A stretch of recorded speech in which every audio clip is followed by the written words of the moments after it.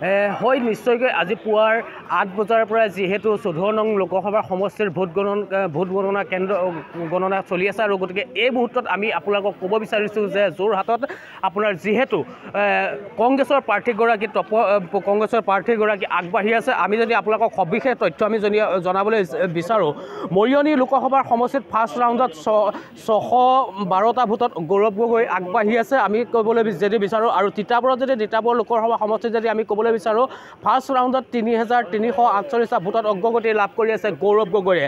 ঠিক তেনেদৰে আমি যদি যোৰহাটতো দেখুৱাবলৈ যাওঁ, যোৰহাটতো আগবাঢ়ি আছে গৌৰৱ গগৈ কংগ্ৰেছৰ প্ৰাৰ্থীগৰাকী।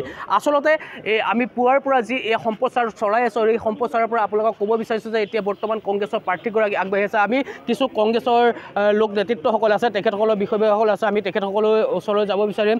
যিহেতু আপোনাৰ ওচৰলৈ আহিছোঁ, কিছুদিনৰ আগতে হয়তো কালিৰ পৰা আপোনালোকক এটা কথা ক'ব লাগিব যে যিহেতু এক্সিট পোলত যিহেতু আমি যোৰহাটৰ যি লোকসভা আমি হাই ভল্টেজ এখন যুঁজ বুলি ক'ব যোৰহাট আৰু ডিব্ৰুগড়, এই দুইখন এক্সিট পোলত তেতিয়া দেখুৱাব গৈছিলে যে বিজেপি প্ৰাৰ্থীগৰাকী জয়যুক্ত হ'ব বুলি তেতিয়া এক্সিট পোলত দেখুওৱা গৈছিলে। কিন্তু আমি কালি আপোনালোকৰে সভাপতি APCCৰ সভাপতিগৰাকীৰ লগত আমি ভূপেন কুমাৰ বৰাৰ লগত কথা পাতিছিলোঁ। তেখেতে কৈছিলে যে সম্পূৰ্ণ এক্সিট পোল মানে নস্যাৎ কৰিছিলে। কিন্তু আজি এতিয়ালৈকে বৰ্তমানলৈকে আমি যি আপডেট পাই আছোঁ, মৰিয়নিয়ে হওক, তিতাবৰে হওক, যোৰহাটেই হওক, এই মুহূৰ্তলৈকে আপোনালোকৰ যি কংগ্ৰেছৰ প্ৰাৰ্থীগৰাকী গৌৰৱ গগৈ আগবাঢ়ি আছে, কি ক'ব, কেনেকুৱা হ'ব ফলাফল? হয়, আপোনালোকৰ যোগেদি যোৰহাটবাসী তথা অসমবাসীলৈ আমি শুভেচ্ছা জ্ঞাপন কৰিছোঁ।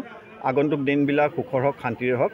আৰু কংগ্ৰেছ টীম আপোনালোকে জানে ন্যায়ত চলা এটা টীম আৰু মহাত্মা গান্ধীৰ আদৰ্শৰে চলা এটা টীম, আৰু আমি এটা মূল্যবোধৰ ৰাজনীতি কৰিব খোজোঁ আৰু আমি এটা সন্মানসূচক ৰাজনীতি কৰিব খোজোঁ, যিটো আমি গৌৰৱ গগৈ ডাঙৰীয়াৰ ক্ষেত্ৰত আমি দেখিছোঁ। আপুনি বিগত যেতিয়া ইলেকশ্যন কেম্পেইনিং হৈছিলে তেতিয়া আপোনালোকে দেখা পাইছিলে গৌৰৱ গগৈয়ে বিৰোধী পক্ষক কিন্তু তুচ্ছ তাচ্ছিল্য কৰি পেলাই কথা কোৱা নাছিলে বা অসন্মান কৰি পেলাই কথা কোৱা নাছিলে। গতিকে এইটোৱে এটা প্ৰমাণ কৰে যে মূল্যবোধৰ ৰাজনীতি গৌৰৱ গগৈ ডাঙৰীয়াৰ তেজে তেজে আছে, শিৰাই শিৰাই আছে। কংগ্ৰেছৰ যিটো আদৰ্শ আৰু নীতি দলটোৰ, সেই নীতিটো তেখেতে সুন্দৰভাৱে ফ'ল' কৰিছে আৰু তাৰে এটা ফল আজি যোৰহাটবাসীয়ে আমি পাবলৈ গৈ আছোঁ। আৰু যোৰহাটখন আপোনালোকে জানে এখন সাংস্কৃতিক ৰাজধানী, গতিকে ইয়াত গুণী জ্ঞানী মানুহৰ সমাহাৰ আছে। গতিকে এটা বিবেকবোধ ইয়াত হৈছে আৰু নৱপ্ৰজন্মইও এইবাৰ চিন্তা কৰিছে যে সংসদত এজন ভইচ থকা মানুহ লাগে, সেয়াই হৈছে গৌৰৱ গগৈ। গতিকে এই পৰ্যন্তলৈকে আমি গম পাইছোঁ যে প্ৰায় 12,000 ওচৰা-ওচৰি তেখেতে লিড লৈ আছে। গতিকে আশাব্যঞ্জক কথা, আমি উৎসাহিত হৈছোঁ, উৎফুল্লিত হৈছোঁ।